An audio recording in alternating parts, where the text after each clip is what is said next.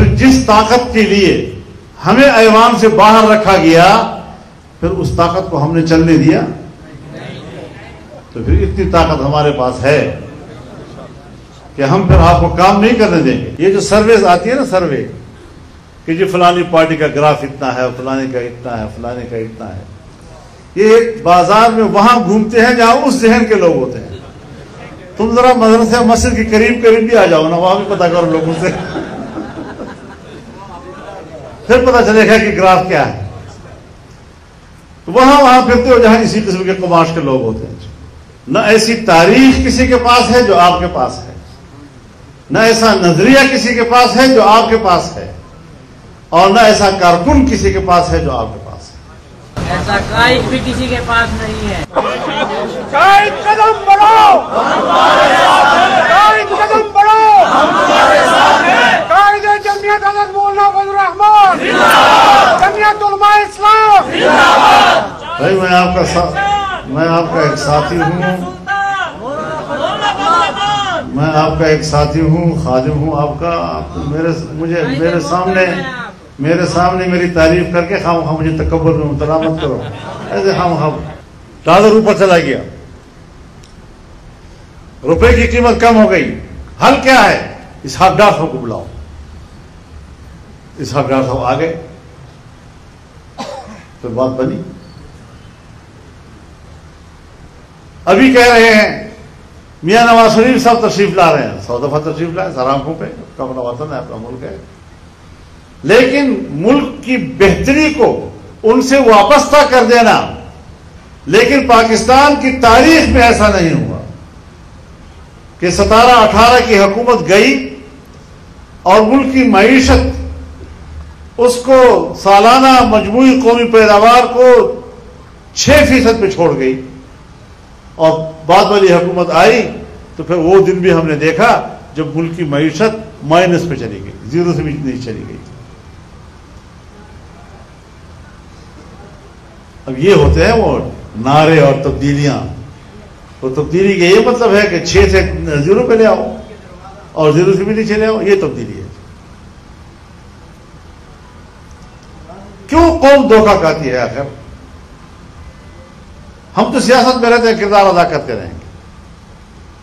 ہمارے نظریات کے اوپر کوئی حکومت آتی ہے، ہم ان کے ساتھ تعاون بھی کریں گے، لیکن اپنا کردار اپنے طاقت کی حد تک ادا کریں گے، اس سے زیادہ ہم نہیں ادا کر سکتے. یہاں مولانا لقمان علی پوری صاحب رحمہ اللہ تقریر کر رہے تھے، کہتے ہیں جہاں جاتا ہوں کہتے ہیں اسلام کا ڈھانسی، ووٹ ایک لمیٹڈ ہے، صندوق کی ساڑی خالی، اور پھر کہتے ہو کہ اسلام کا ڈھانسی. یہ سوال کرنا تو بہت آسان ہے، لیکن ہم نے جو راستہ چنا ہے وہ پارلیمانی قوت کا چنا ہے، اور لوگ سمجھتے ہیں کہ واقعی اس سے کوئی تبدیلی لانی ہے، اس سے وہ امیدیں وابستہ کر لیتے ہیں. یہ نہیں سوچتے کہ یہ جو آئیڈیل نعرہ دے رہا ہے یہ ناتجربہ کار ہے. یہ بھی معلوم نہیں کہ اس طبقے کو کون لے کر آگے آ رہا ہے، کون ان کو اقتدار پر بٹھا رہا ہے، بین الاقوامی قوتیں کون ان کے پشت پر ہیں، ملک کے اندر کون سی قوتیں اس کے پشت پر ہیں. اور جمعیت علماء کے بارے میں یہی سوچیں گے کہ یہ تو مذہبی لوگ ہیں، یہ تو مولوی صاحبان ہیں، یہ ملک کو کیسے چلائیں گے. بھائی کبھی کبھی ہم بھی حکومتوں میں آئے ہیں، کبھی جزوی طور پر وزارتیں ہم نے بھی لی ہیں، میں دعوے سے کہتا ہوں کہ ہم نے ان سب سے اچھا چلایا ہے.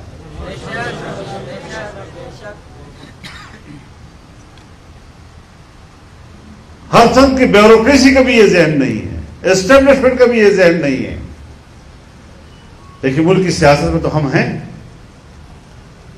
اور یہ جو ابھی گزشتہ 3-3.5 سال آپ حضرات نے ملین مارچ کیے،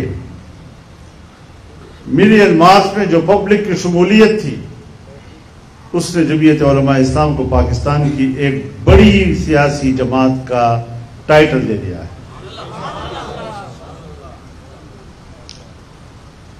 اب کسی اور کا نام لیا جاتا ہے تو جمعیت علماء کا بھی نام لیا جاتا ہے. ہاں جب آپ کوئی حرکت نہیں کریں گے تو آپ کو ٹی وی پر نہیں دکھایا جائے گا. اور اگر ہمیں روکا جاتا ہے اور یہ سمجھا جاتا ہے کہ داندیا کرا کے ادھر ادھر ان کو کر دیں گے تو پھر ہم سڑکوں پر بھی تو ہیں. پھر جس طاقت کے لیے ہمیں ایوان سے باہر رکھا گیا پھر اس طاقت کو ہم نے چلنے دیا؟ تو پھر اتنی طاقت ہمارے پاس ہے کہ ہم پھر آپ کو کام نہیں کرنے دیں گے.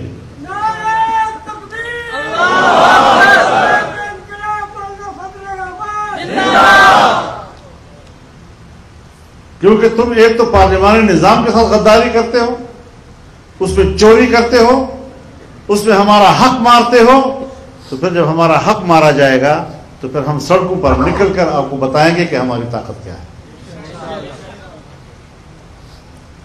اور جمعیت کے کارکنوں میں الحمدللہ یہ قوت ہے، کیونکہ ابھی کچھ عرصہ پہلے ہم نے 2 دن کے نوٹس پر شاہراہ دستور پر بلایا لوگوں کو، 2 دن کے نوٹس پر، اور جمعیت کے کارکنوں نے بھرایا اس کو.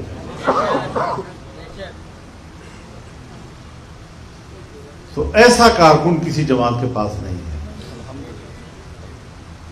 نہ ایسی تاریخ کسی کے پاس ہے جو آپ کے پاس ہے، نہ ایسا نظریہ کسی کے پاس ہے جو آپ کے پاس ہے، اور نہ ایسا کارکن کسی کے پاس ہے جو آپ کے پاس ہے. ایسا قائد بھی کسی کے پاس نہیں ہے. قائد قدم بڑھاؤ.